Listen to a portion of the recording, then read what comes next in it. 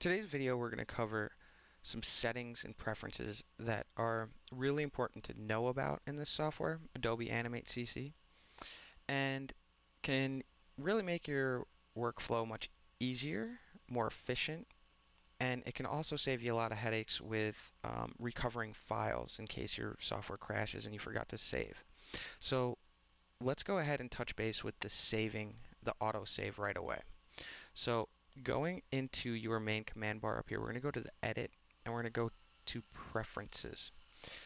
Now, in Preferences here, there's a couple of things that are really important when working in a file, especially when you're just beginning. So our undo level, document level undo, which is your Control-Z or Edit Undo, is a very common tool used when just learning the software. So undo can be your best friend pretty much when just starting out, because you if it made an accident that you wanted to go back and you realize that you have to go back like 20-30 steps, just in case, you might want to bump this up to 150.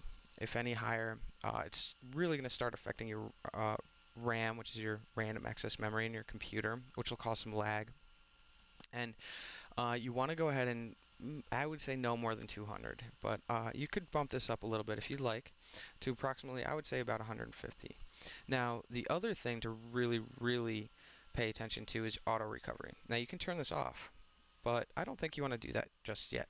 Your auto recovery is a sort of a backup saving system, and you will not even see the file that it's saving until your file actually crashes. So in the midst of a crash, let's just say you're working on your file and you've been working on it for 2 hours and you forgot to manually save it or something like that, or you did save it. Let's just say you saved it to a folder on your desktop called Animation. When it crashes, what will happen, and it will only appear once the software crashes, it'll create, or in the folder, it'll have your auto recovery file. It'll be in all capitalization. So knowing what this is and what it does is really important to know. I think 10 minutes is a pretty fair time. Once the file starts to get like larger and harder to work with, you'll notice the save time takes a little bit longer and longer, especially if you're saving to an external hard drive. Saving to an external hard drive adds a little bit of time to the save once the file becomes more complicated.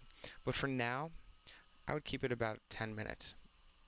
And also, if it saves every 10 minutes automatically, and this is only for when your software crashes, it will at least only be 10 minutes ago versus 2 hours ago. So I strongly recommend keeping this on, but I wanted to go ahead and show you and explain to you what would happen in the midst of a crash. Go ahead and click OK.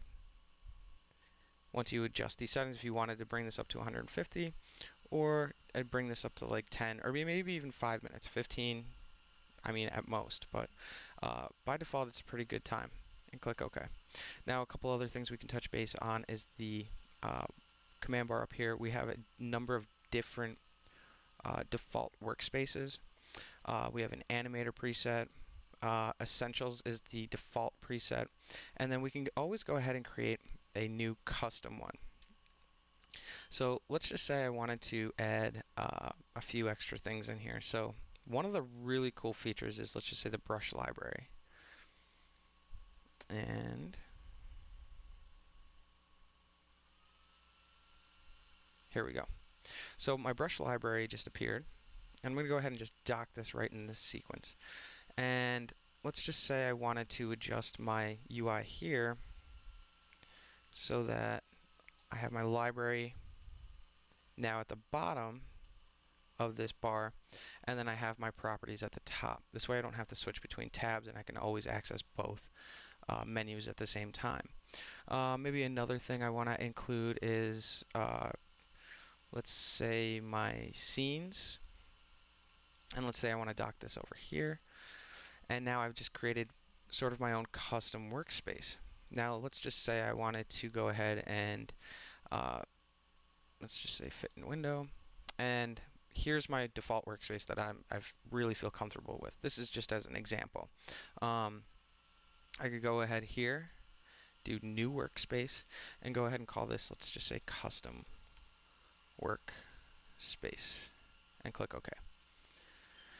So now I've just created my own custom workspace. Okay, so that pretty much covers what I wanted to go over. And then let's just do one more thing. So I already have this preset, my frames per second, as far as settings and preferences and properties and things like that, my published settings. I want to make sure that my frames per second is always at 24 frames per second.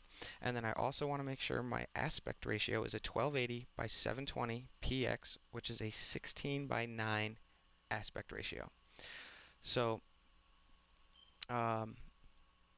that covers the settings and preferences part of the introduction to Adobe Animate CC.